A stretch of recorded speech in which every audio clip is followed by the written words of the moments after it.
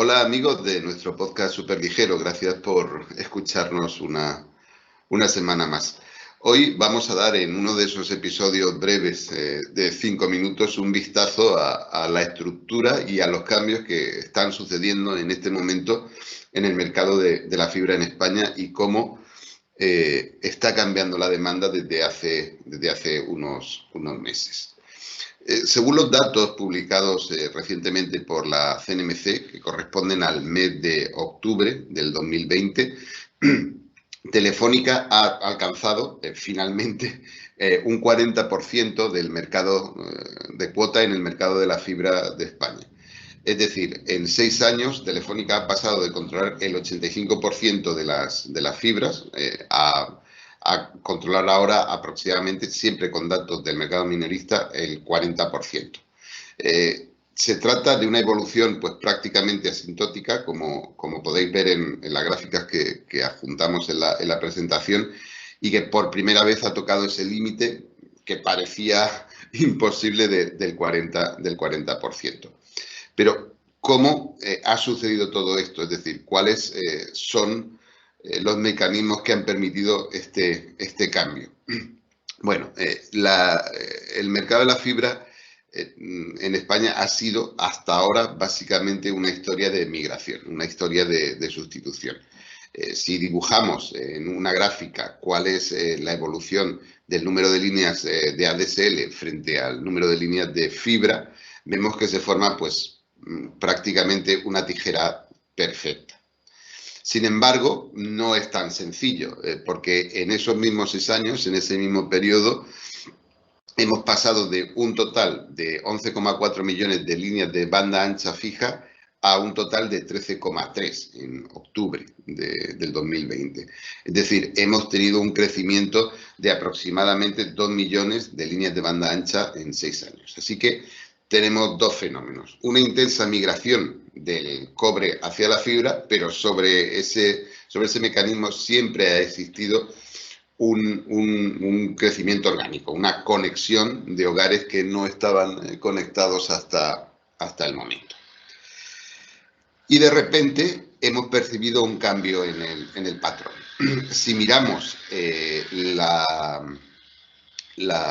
el número de altas netas por mes de banda ancha fija en España y miramos los últimos datos, los de septiembre y octubre, vemos que hay un salto más que notable. De hecho, en septiembre de 2020 frente a septiembre de 2019 tenemos un crecimiento del 38%. Y si miramos las cifras de octubre, más que duplican las cifras del año anterior. De hecho, estamos en valores nunca vistos de en torno a 135.000 altas netas de banda ancha fija en España.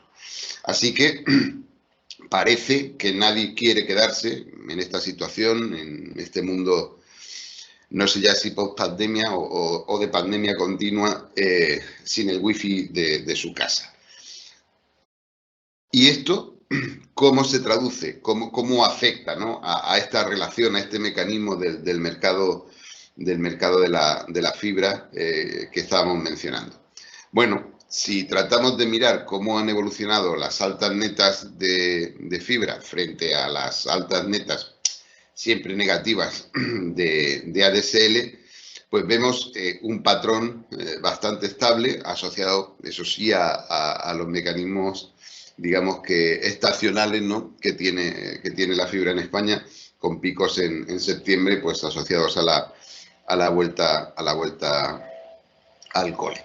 Y lo que nos encontramos a partir de junio de 2020 es un claro cambio en el patrón. Es decir, las cifras de altas de fibra crecen hasta valores históricos de los más altos del 2017, pero no lo superan. Pero lo que baja notablemente es el número de bajas que experimenta el ADSL, de forma que el crecimiento neto, que es la diferencia entre ambas magnitudes, pues da un salto enorme, un salto más que notable.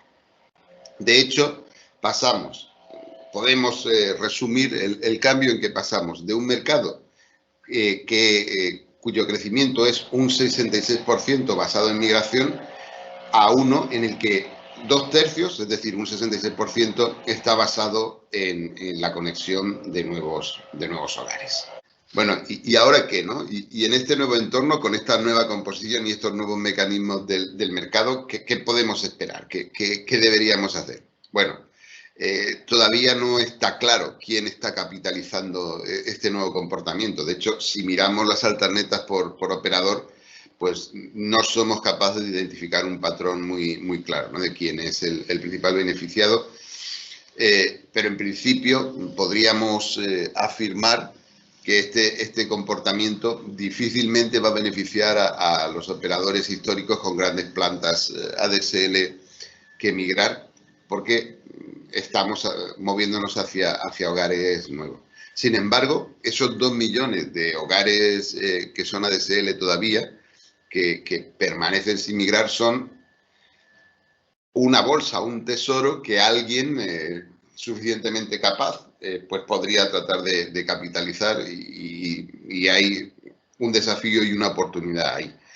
Y por último, una reflexión más: si como parece, como certifica la demanda, la conexión de banda ancha fija en el hogar pues se está volviendo cada vez más imprescindible, ¿qué debemos hacer con ese porcentaje de hogares que podemos estimar en este momento en torno a un 13%, que no disponen, por cualquier motivo, sea geográfico, sea más probablemente social o económico, de una conexión de banda ancha fija?